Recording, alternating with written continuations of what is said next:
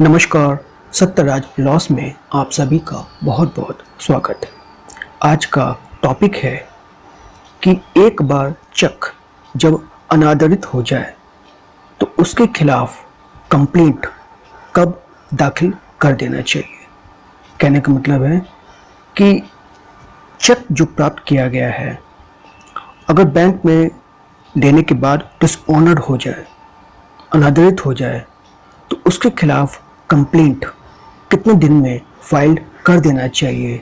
नहीं तो जो प्राप्त करता है उसका हक फिर खत्म हो जाएगा और वो बाद में डिसऑनर्ड चेक यानी अनादरित चेक के खिलाफ कोई भी प्रतिवाद दाखिल नहीं कर पाएगा। तो फ्रेंड, आज का टॉपिक यही है। अगले स्लाइड पर चलते हैं और एक प्रॉब्लम के सॉल्यूशन के माध्यम से ये जानने का प्रयास करते हैं कि अनादरित चेक के बाद उसके खिलाफ जो प्रतिवाद दाखिल करना है वो कब तक दाखिल हो जाना चाहिए। प्रॉब्लम ये है कि ए एक व्यक्ति है जिसने पोस्ट डेटेड चेक बी से प्राप्त किया और बी ने आश्वासन दिया कि जब भी चेक को लगाएगा वो आदरित होगा यानी ड्यूली ऑनर्ड होगा। ठीक, ए को जब पैसे की जरूरत हुई तो उसने जो है एक महीने बाद, जो ड्यू डेट थी उसका एक महीने बाद जो है वो चेक को लगाया, लेकिन वो चेक डिसऑनर्ड हो गया क्योंकि अकाउंट में सफिशिएंट फंड नहीं थे, पैसा नहीं था। ठीक, ए विद इन अ वीक जैसे ही चेक डिसऑनर्ड हुआ, एक हफ्ते के अंदर ही उसने रजिस्टर्ड नोटिस के द्वारा बी से अपने पैसे की डिमांड किया, लेकिन बी ने उसकी कोई रिप्लाई नहीं दिया। ए ने एक ब्रेक किया, एक महीने का एक्स्ट्रा समय दिया और दोबारा फिर चेक को लगाया और वो चेक दोबारा डिसऑनर्ड हो गया क्योंकि अकाउंट तब तक क्लोज हो चुका था। अब ए ने दोबारा रजिस्टर्ड नोटिस के द्वारा डिमांड किया अपने पैसे की। ठीक, लेकिन उसका भी रिस्पांस बी ने नहीं किया और जब 15 दिन निकल गया तो ग्रसित होकर के ए ने उस डिसऑनर्ड चेक के खिलाफ यानी बी के खिलाफ कंप्लेंट दाखिल किया मजिस्ट्रेट के समक्ष। अब सवाल ये है कि क्या ये जो कंप्लेंट फाइल की गई है इस पे मजिस्ट्रेट कोई आदेश पारित करेगा या इस कंप्लेंट पे कोई कार्रवाई करेगा या नहीं करेगा, ये हमें प्रावधानों के साथ समझना है। तो अगली स्लाइड्स पे इस प्रॉब्लम के सॉल्यूशन को सॉल्व करते हैं। दिए गए प्रॉब्लम को सॉल्व करने के लिए हमें दो सेक्शन को ध्यान रखना पड़ेगा और सेक्शन है पहला 138 नेगोशिएबल इंस्ट्रूमेंट एक्ट 1881 जो कि dishonour of cheque for insufficiency sector of funds of in the account से संबंधित है। यानी अकाउंट में पैसे कम हो उसकी वजह से डिसऑनर चेक हो जाता है, तो यहाँ पर सेक्शन 138 का ऑफेंस हो जाता है। ठीक है, अब आइए एसेंशियल इंग्रेडिएंट देखते हैं सेक्शन 138 का। तो सबसे पहला ये है कि इस सेक्शन को अट्रैक्ट करने के लिए जो डेप्ट है, जो बकाया की बात की जा रही है, that should be legally enforceable. विधिक रूप से उसे प्राप्त करने का हक रखना चाहिए जिस व्यक्ति ने दावा किया है। ठीक है, और वो चेक जो है सेकंड है must be drawn from the account of the bank. वो चेक जो है किसी न किसी बैंक अकाउंट के से संबंधित होना चाहिए और डिस्चार्ज ऑफ द होल और पार्ट ऑफ सच डेप्ट। ये बात अलग है कि वो डेप्ट पूरा कवर करता है या पार्ट करता है, लेकिन वो चेक जो है किसी न किसी बैंक का होना चाहिए और उस अकाउंट से होना चाहिए जिसने इस चेक को ड्रॉ किया है। थर्ड है that a cheque is issued must be presented within 3 months from the date of the issuance of such cheque. यानी कि एक बार चेक इशू हो गया है तो जिस तारीख को डेट पड़ी उसके 3 महीने के अंदर उस चेक को बैंक में प्रेजेंट कर देना जरूरी है, वरना वो चेक एक्सपायर कर जाएगा। ठीक है, और वो चेक इनसफिशिएंट फंड की वजह से रिफंड कर दिया गया हो बैंक के द्वारा टू द पे। ठीक, और नेक्स्ट है चौथा पॉइंट कि जैसे ही पे को ये इन्फॉर्मेशन मिल जाता है कि चेक जो है डिसऑनर हो गया, बाउंस हो गया है, तो तुरंत वो एक लिखित नोटिस जो है ड्रॉर को दे और अपने पैसे की डिमांड उससे करे। ठीक है, इन 30 डेज, याद रखिएगा जैसे सूचना मिली उसके 30 दिन के अंदर जो है पे को नोटिस देना होगा, किसको, ड्रॉर को कि वो पैसा रिफंड करे अगले 15 डेज के अंदर।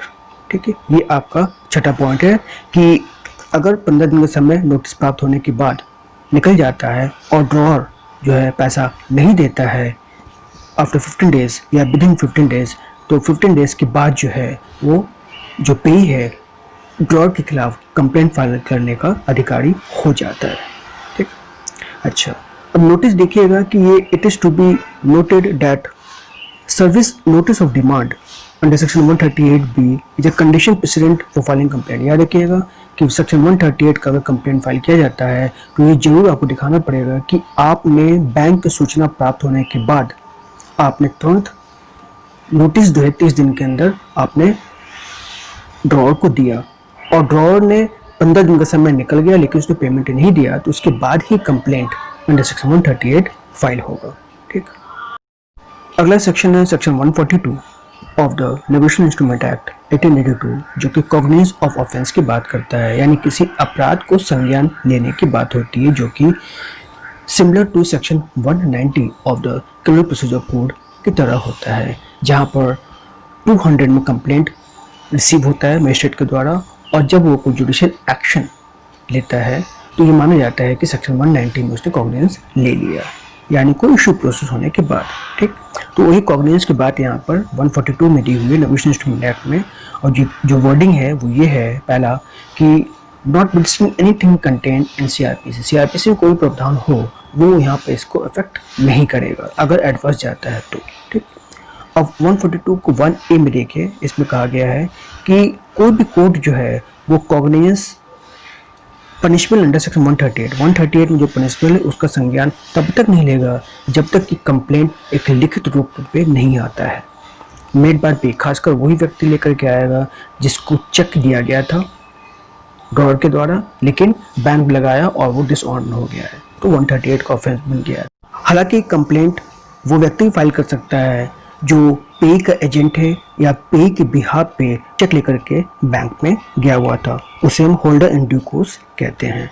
ठीक, अब देखिए 142(1)B क्या कहता है कि कंप्लेंट जो है वो जैसे ही इंफॉर्मेशन मिल जाता है, ठीक, अब सवाल ये है कि कॉज ऑफ एक्शन कब राइज होगा। देखिए, एक इंफॉर्मेशन आता है बैंक के द्वारा कि भाई चेक ऑनर नहीं कर सकते क्योंकि बैंक पे ना सफिशिएंट अमाउंट नहीं है। ठीक, अब जैसे ही पे ने इस सूचना मिली बैंक के द्वारा तो पे की ड्यूटी बनती है कि वो तुरंत वो अगले बैंक की सूचना की 30 दिन के अंदर सूचना मिली, उसको 30 दिन के अंदर वो एक रिटन नोटिस दे ड्रॉअर को कि वो अगले 15 दिन के अंदर जैसे नोटिस प्राप्त की उसके 15 दिन के अंदर वो पैसा जमा कर दे या उसको पैसा जो भी चेक काटा गया था वो अमाउंट लिखी हुई है वो अमाउंट जो है पे को दे दे। तो 15 डेज जब निकल जाता है और उसके बाद भी जो है ड्रॉअर पैसा नहीं देता है तो कॉज एक्शन राइज हो जाता है। ठीक है, जैसे 15 डेज समाप्त हुआ उसके अगले 30 दिन के अंदर कंप्लेंट फाइल हो जाना चाहिए अंडर सेक्शन 138।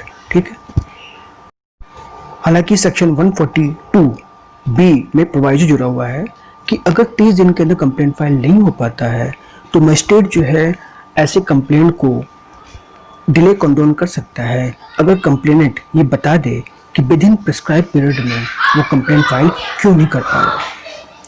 तो अब if the complaint has sufficient cause तो why he had not filed a complaint within time, और अगर मजिस्ट्रेट को लगता है डिस्क्रिशनरी पावर है कि हाँ ये कॉज जो है रीजनेबल है तो फिर उस कंप्लेंट को आफ्टर 30 डेज के बाद भी एक्सेप्ट या एडमिट किया जा सकता है। ठीक, अगला है 142(1)C जिसमें कहा गया है कि ऐसे कंप्लेंट जो सेक्शन 138 में फाइल की जाती है ऐसे कंप्लेंट को सिर्फ मेट्रोपोलिटन मजिस्ट्रेट या judicial magistrate of first class और higher judicial person shall entertain such types of complaint. कहने का मतलब है कि मेट्रोपोलिटन मजिस्ट्रेट और जुडिशियल मजिस्ट्रेट फर्स्ट क्लास के नीचे जितने भी जुडिशियल ऑफिसर हैं वो ऐसे कंप्लेंट को एंटरटेन नहीं करेंगे, उससे ऊपर या उसके समकक्ष वो कर सकते हैं। अब दिए गए प्रश्न का आंसर ढूंढने का प्रयास करते हैं, तो देखते हैं कि सेक्शन 142(1)B और 138 सबसेक्शन C को नेगोशिएशन इंस्ट्रूमेंट एक्ट के प्रावधान को देखें तो यहाँ पर जो ए ने कंप्लेंट फाइल किया है against B for dishonour of cheque और non payment of his money against B, ये इंटरटेनेबल नहीं होगा। मजिस्ट्रेट ऐसे कंप्लेंट को इंटरटेन नहीं करेगा। क्यों? क्योंकि ए के पास पहले अपॉर्चुनिटी थी कि जब पहली बार चेक डिसऑनर हुआ, ठीक है, उसने एक रजिस्टर्ड नोटिस दिया बी को, 15 दिन का समय निकल गया लेकिन बी ने कोई रिस्पॉन्स नहीं किया। तुरंत उसके अगले 30 दिन के अंदर उसे कंप्लेंट फाइल कर देनी चाहिए थी, लेकिन ए ने ऐसा नहीं किया। उसने वेट किया, उस चेक को फिर दोबारा लगाया, फिर डिसऑनर हो गया। उसके बाद उसने फिर रजिस्टर्ड नोटिस दी, 15 डेज लैप्स हो गया और उसके बाद वो कंप्लेंट फाइल कर रहा है, इसलिए टाइम बार्ड हो गया है वो कंप्लेंट। और इसलिए एक जो कंप्लेंट है पहली नोटिस के बाद जो फाइल करनी चाहिए उसने नहीं की, उसने अपने राइट को खो दिया है, right to sue. By way of complaint वो ए के पास नहीं रहा, ए के पास जो है ये अधिकार खत्म हो गया है। ये बात अलग है कि अगर बैंक ऑफ नेशनलाइज्ड बैंक है तो रिट जुडिक्शन यानी हाई कोर्ट यानी उच्च न्यायालय में जाकर के अपने ग्रीवांस को वो दूर करा सकता है, अपने लिए उपचार ले सकता है। लेकिन अगर प्राइवेट बैंक है तो फिर कंज्यूमर फोरम के माध्यम से वो अपने पैसे की रिकवरी करा सकता है। That's it friend, thanks for watching video. अगली वीडियो पे हम नए प्रश्न विथ सॉल्यूशन और न्यू प्रोविजन के साथ आपके समक्ष प्रस्तुत होंगे। तब तक के लिए जय हिंद, वंदे मातरम।